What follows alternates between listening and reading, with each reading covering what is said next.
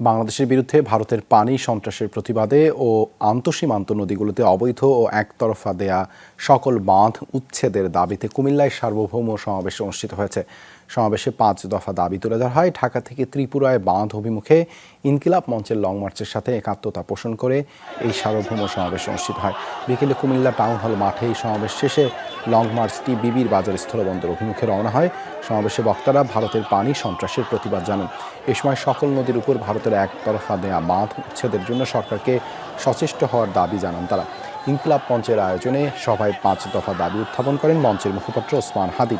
এছাড়া সমাবেশে ঢাকা থেকে আসা বৈষম্য বিরোধী ছাত্র আন্দোলনের সমন্বয়ক AK জুবায়ের, মঞ্চের সদস্য ছাত্র নেতা তোফায়েল আহমেদ সহ অনেকে বক্তব্য রাখেন। শ্রীলঙ্কা আবারও রপ্তানিতে শীর্ষে। এ বিষয়ে আরও জানাতে কুমিল্লা থেকে যুক্ত হচ্ছেন সহকর্মী খোকন চৌধুরী। খোকন, শিক্ষার্থীরা বিবি বাজার সীমান্ত এলাকায় যাবার কথা ছিল, তারা সেখানে গেছেন কিনা?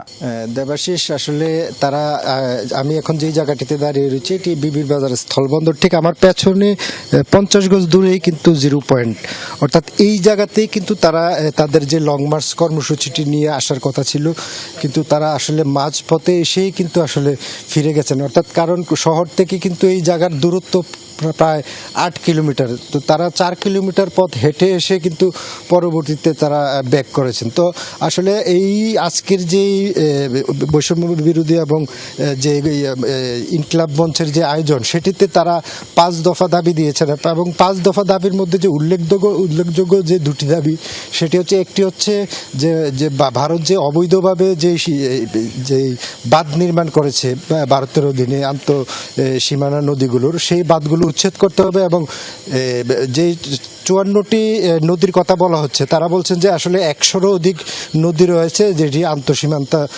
এলাকা নিয়ে। তো সেইগুলোর আসলে পুনরায় সরকারের কাছে দাবি জানিয়েছেন যাতে এগুলির সঠিক তালিকা প্রকাশ করা হয়। তো তারা সব মিলিয়ে পানি আগ্রাসনের যে বিষয়টি, সেটি কিন্তু আসলে নিয়ে এসছেন। আপনি জানেন যে সম্প্রতি কিন্তু ভারতের উজানের পানি এসে কিন্তু বাংলাদেশের বেশ কয়েকটি জেলা ক্ষতিগ্রস্ত হয়েছে। এর মধ্যে কিন্তু উল্লেখযোগ্য কুমিল্লা, নোয়াখালী সহ কিন্তু ফেনীর যে আসলে বন্যার ক্ষয়ক্ষতি, সেই বিষয়গুলো কিন্তু এসব বক্তব্য উঠে এসেছে এবং বলছেন যে তারা ভারতের যে বিশেষ করে যদি তারা এই ধরনের কর্মসূচি, ভারত যদি তাদের বাদ উচ্ছেদ না করে, হয়তো পরবর্তীতে তারা আরও কঠোর অবস্থানে যাবেন এবং ভারতীয় পণ্য বর্জনের ঘোষণাও কিন্তু কোনো বক্তার মুখ থেকে এসেছে। সব মিলিয়ে আসলে যারা আজকে যে ইনকিলাব মঞ্চের যে প্রোগ্রামটি ছিল, সেটি কিন্তু বিশেষ করে শিক্ষার্থী, বিভিন্ন স্কুল কলেজ এবং মাদ্রাসার শিক্ষার্থীরা তারা কিন্তু অংশ নিয়েছিল।